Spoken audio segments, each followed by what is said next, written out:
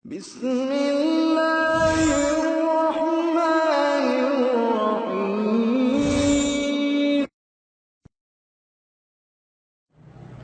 Kalau ada orang yang mengatakan ini syariat, ini agama, ini kebenaran, ternyata apa yang dia katakan syariat, apa yang dia katakan agama, apa yang dia katakan kebenaran, tidak ada keterangannya di dalam Al-Quran, tidak juga di dalam hadis. Tanyakan kepadanya, siapa yang mengajarkan kepadamu bahwa ini syariat? Jibril mana yang datang kepadamu bahwa ini syariat?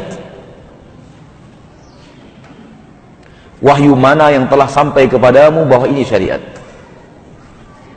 Karena yang kita tahu, wahyu dan syariat hanya datang dari Nabi Muhammad sallallahu alaihi wasallam. Kita tidak tahu syariat selain yang datang kepada kita dari Rasul kita Muhammad sallallahu alaihi wasallam.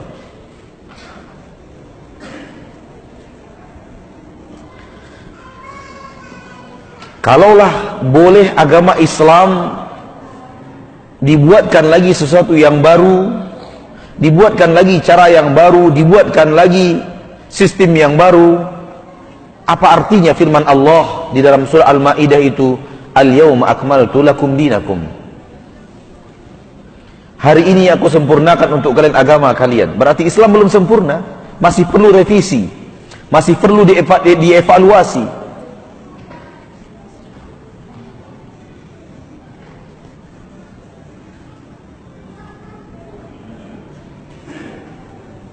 Lalu apa artinya hadis-hadis Nabi Muhammad yang sangat banyak?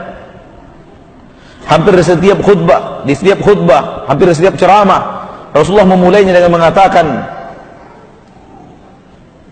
fa inna asdaqal hadits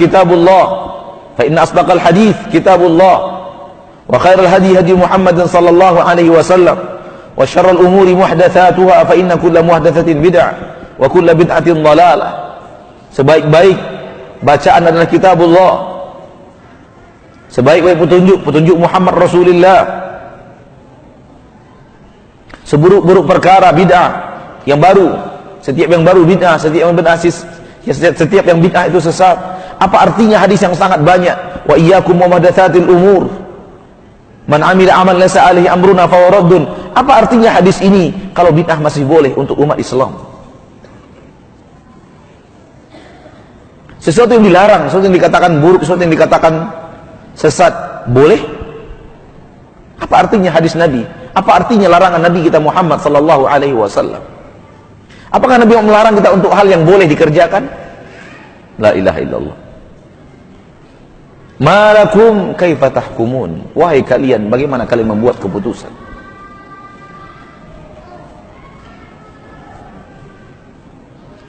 Menambahkan ibadah melebihi yang pernah diamalkan Rasul, yang pernah diizinkan Rasul, bukanlah kebaikan, tetapi kesalahan dan kesesatan. Apa dalilnya? Riwayat Imam Bukhari dan Muslim, 3 orang datang bertanya kepada istri Nabi tentang ibadah Nabi Muhammad. Ka'annahum taqalluha. Mereka merasa ibadah Nabi Muhammad kok sedikit. Mereka mengatakan, ya wajar saja karena Nabi Muhammad itu telah diampunkan oleh Allah dosanya yang terdahulu dan yang akan datang. Wajar kalau sedikit. Maka yang pertama berkata, amma ana fa aqumul laila wala arqud. Saya bertekad untuk setiap malam salat sepanjang malam tanpa tidur. Kalau Nabi Muhammad seperti yang terakhir, saya seluruh malam. Waduh, jauh lebih hebat dari Nabi Muhammad secara jumlah. Yang kedua berkata, amma ana fa asumun nahara fala uftir. Adapun saya akan puasa sepanjang hari, tiada hari tanpa puasa, dan saya tidak akan berbuka di siang hari. Sementara Nabi Muhammad tidak seperti itu. Luar biasa. Soal banyaknya luar biasa. Yang ketiga berkata, amma ana fala atazawwajun nisa. Adapun saya tidak akan menikah dengan kaum wanita. Karena menikah memiliki beban dan tanggung jawab, itu akan melalaikan saya dari ibadah. Banggakah Rasul dengan umat yang seperti ini? Jawabannya tidak. Nabi berkata setelah itu, ma balu qaumin yaquluna kadza wa kadza. Kenapa ada di antara umatku sekelompok orang yang berkata begini, begini, begini? Ketahuilah, ana a'lamukum wa atqakum lillah. Saya yang paling tahu tentang Allah, saya yang paling bertakwa tentang Allah. Kepada Allah saya yang paling bertakwa.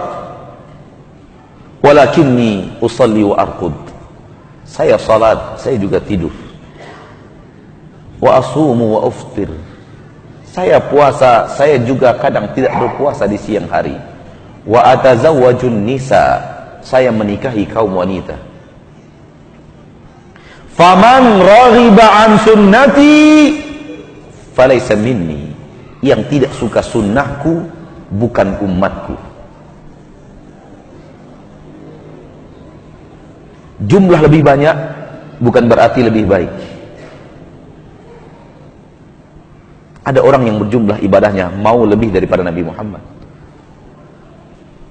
Baikkah itu? Tidak. Karena agama yang datang dari Rasul, bukan yang kita karang,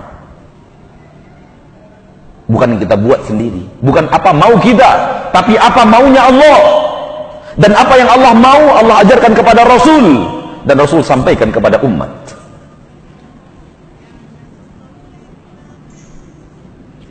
Ketika Abdullah bin Amr bin As minta izin untuk mengkhatamkan Al-Quran sekali satu hari, setiap hari satu kali, tidak diizinkan Nabi. Khatamkan saja sekali dalam 3 bulan. Abdullah bin Amr berkata, ana atiku aktsara min dzalik. Wahai Rasul, kenapa harus 1 kali 3 bulan? Saya bisa lebih daripada itu. Khatamkan dalam 1 bulan. Wahai Rasul, kenapa harus 1 kali dalam 1 bulan? Saya lebih daripada itu. Khatamkan sekali dalam 10 hari. Wahai Rasul, kenapa 1 kali dalam 10 hari? Saya mampu lebih daripada itu. Kata Rasul, khatamkan sekali dalam 3 hari. Tidak ada yang lebih daripada itu. Tidak ada yang lebih daripada itu. 1 kali 3 hari. Dalam 3 hari 1 kali khatam. 3 hari 1 kali khatam. Tidak ada yang lebih daripada itu. Subhanallah. Kan lebih banyak, lebih baik. Kalau bisa dalam 1 hari 3 kali khatam, kenapa tidak?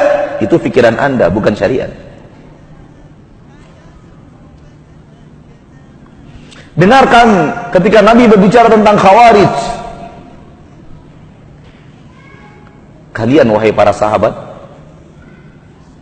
tahqiruna salatakum bi salatihim wa siyamakum bi siyamihim wa qur'anakum bi qur'anihim. Ibadah salat kalian anggap kecil kalau kalian melihat ibadah salatnya orang Khawarij. Puasa kalian anggap kecil kalau sudah melihat puasanya orang Khawarij. Membaca Al-Quran kalian enggak seberapa kalau kalian melihat membaca Qurannya orang Khawarij. Dalam riwayat lain, salatukum indahum laisa bisyai. Salat kalian dibanding salat mereka enggak ada apa-apanya. Puasa kalian dibanding puasa mereka tidak ada apa-apanya. Quran kalian dibanding Quran mereka tidak apa-apanya. Apakah artinya Khawarij lebih baik dari sahabat? Tidak. Yamruquna minad din muruqas sahmi minar ramiyah. Mereka keluar dari agama. Padahal sholatnya lebih banyak daripada sholat para sahabat. Puasanya lebih banyak daripada puasa para sahabat. Baca Qurannya lebih lancar, lebih banyak, lebih giat daripada membaca Al-Qurannya para sahabat. Kenapa yamruqu minad din? Kenapa keluar dari agama? Karena tidak mengikuti agama. Karena tidak mengikuti syariat.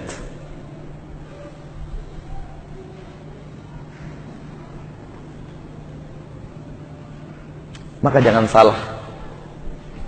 Agama ini mengikuti dalil, bukan mengikuti hawa nafsu. Berkata Imam Ibn Qayyim al-Jauziyah di dalam kitab Ighatsatul Lahafan fi Masayidis Syaitan, juz yang kedua, ketika beliau berbicara tentang syubhat, Kata beliau, dan inilah agama yang benar. Silakan lihat dalam kitab Ighatsatul Lahfan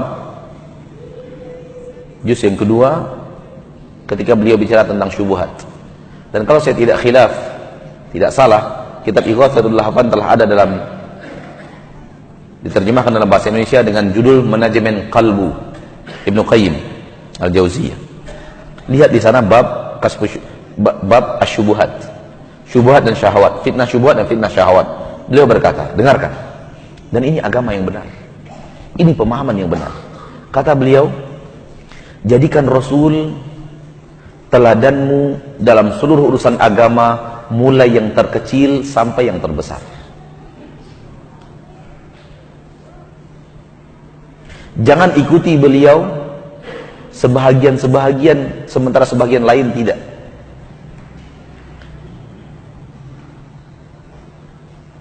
Diikuti syariatnya, tidak diikuti hakikatnya, salah. Diikuti zahirnya, tidak diikuti batinnya, salah. Diikuti amalannya, tidak diikuti akidahnya, salah. Tapi jadikan dia orang yang kamu ikuti dari hal yang terkecil sampai hal yang terbesar. Apabila Anda bertemu sebuah pendapat itu sesuai dengan apa yang dikatakan Rasulmu, terima. Bukan karena siapa yang berbicara, tapi karena dia sesuai dengan syariat nabimu. Dan apabila ada sebuah perkataan yang menyelisihi syariat nabimu, tolak. Bukan karena orang yang berbicara, tapi karena pembicaraan dia tidak sesuai dengan syariat nabimu. Karena sesungguhnya al-huda dairun fi aqwalihi wa af'alihi, fama kharaja anha fahuwa dalal. Hidayah, wahai yang menginginkan hidayah, wahai yang mendambakan hidayah, hidayah itu ada di dalam perkataan Rasul dan perbuatan beliau. Apapun yang keluar dari itu, dari perbuatan Rasul dan perkataan beliau, semuanya sesat. Ini bukan perkataan saya, perkataan ulama abad ke-8 Hijriyah, Ibnu Qayyim Al-Jauziyah, murid Syekhul Islam Ibnu Taimiyah. Hidayah ada dalam perkataan Rasul dan perbuatan Rasul. Cari di sana, jangan cari kemana-mana. Sesuai hidayah, tidak sesuai sesat.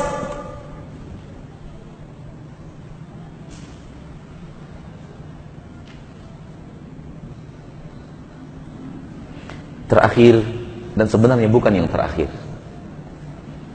namun waktu yang tidak bisa terlalu panjang disebabkan ada keterbatasan dan ada kelelahan. Hai kaum muslimin, saudaraku saudariku, apakah Anda tidak sadar bahwa di akhirat kelak Anda akan bertemu dengan Rasulullah sallallahu alaihi wasallam di padang mahsyar, di masa perhitungan, di masa berhisab? Ada Nabi Muhammad di sana. Sebagai apa Nabi Muhammad itu? Sebagai saksi akan benar dan salahnya apa yang Anda lakukan.